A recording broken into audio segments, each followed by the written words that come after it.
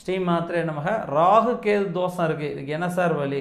நிறைய பேர் கேட்டே இருக்க கேள்வி. 1, 2, 5, 9, 11 என்ற இடங்களில் லக்னத்திலிருந்து ராகு கேது, ராகுவோ கேதுவோ 1, 2, 5, 9, 11 வந்தால் அது ராகு கேது தோஷம் என்று சொல்லப்படுகிறது. இதில் நிறைய விதிகளும் இருக்குது.